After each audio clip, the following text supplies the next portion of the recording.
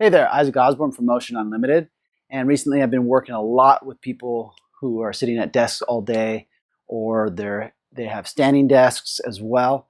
And this is a lot of this is much of the advice that I have actually been giving out to a lot of these clients who are working at a standing desk, at a sitting desk, or who have both. So there's a lot you can do for yourself during the day. At the end of this video, there will be links to two exercises that are the two most common exercises that I give for sitting at a desk all day long. So if you don't want to hear the explanation of what I'm doing here and you want to skip to the end and link on those videos, and you'll be able to see the two exercises that I'm referring to. Other than that, I'm going to give some advice about standing desks and sitting, proper, quote-unquote, proper ways to sit. So this is my office and how I use my standing desk. So it's not an official standing desk, but I have this side over here where I can go sit down, and then I have this side here where I'm able to stand and work from my computer. So one of the important things is you want, roughly about a 90 degrees. And typically what I tell people, the ideal situation is to have one of those desks that raise up and down. If not, if you don't have one of those, then you want to be able to have something at your desk where maybe you can put a box underneath it.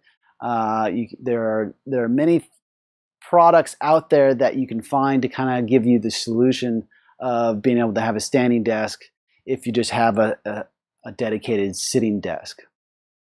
So you want to stand for about a half an hour, and then sit for a half an hour. Stand for a half an hour, sit for a half an hour throughout the entire day. And the reason for that is your body's going to tire out. It's going to start compensating after a period of time. So for instance, I'll be sitting here, be working on like this video or something else, and as I'm standing here, my body, if I'm standing with both my feet in this position, which is straight ahead, everything is straight ahead, then my body will start to tend to go like this, because it gets tired of standing in one position, or I'll end up kind of getting closer to the computer. That's a message for two choices. Your body is telling you that it's kind of done doing this, so you need to move your body somehow. That's where you can plug in those two exercises that are at the end of this video, or you can sit down for a half an hour, or you don't even have to gauge it among the time, so to speak. You can just follow your body's cues to letting you know that it's done sitting or standing.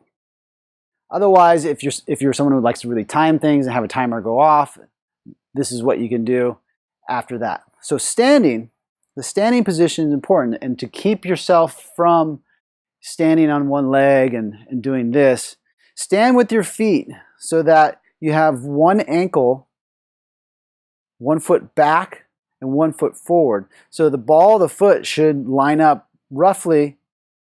It can be back here, it can be forward a little bit, but roughly around the big toe joint lining up with the ankle. Both feet pointing straight ahead, and you notice this puts kind of a rotation into my pelvis.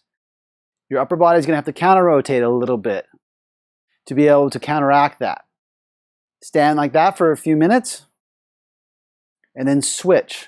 Then that shifts the pelvis to another rotation, and then your upper body is going to have to rotate in the other direction. So as you're standing here, I would do this, work for 10, 15 minutes, and switch, or you can switch every couple minutes, every 5 minutes. You'll notice that one side is a little bit stiffer than the other side. You might want to stay on the side that feels a little bit more stiff, a little bit longer than the side that feels comfortable. So the second thing is, when you're sitting, this is my chair that I sit on, and yes, that is wood.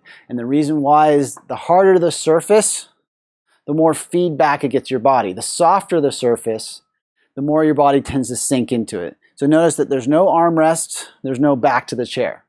You don't have to get a new chair. Hopefully you have an adjustable chair so that when you're sitting, you can position it so that the hip joint is slightly higher than the knee joint. Because as I keep my legs in this position, the ankles right underneath the knees, I'm able to shift my pelvis back and forth like this. And you notice that as I go too far forward, I hinge forward like this, which is not good for your spine. And if I come back too far back, I roll my hips back or roll my pelvis back like this, then my upper spine rounds. So what you want is roughly this position where you're actually going back and forth. And this is the position that your spine stacks up on top of your pelvis so that you're not holding like this all day long. Anytime you're holding, it's going to stiffen up the body, you're going to create compensation patterns, and you're not going to feel good. It uses too much energy, and you're not going to be able to hold it. So think of it as a game. Think of it as a game as you tilt your pelvis forward and back slightly. You can see how I'm just rocking my pelvis forward and back. This allows movement in my body as I'm working. And it doesn't have to be big movement. It can be micro movements, even smaller than this, like this, as I'm going back and forth. And as soon as my body starts to do this, then that's when I stand. Or I do the 2 exercises that are at the end of this video.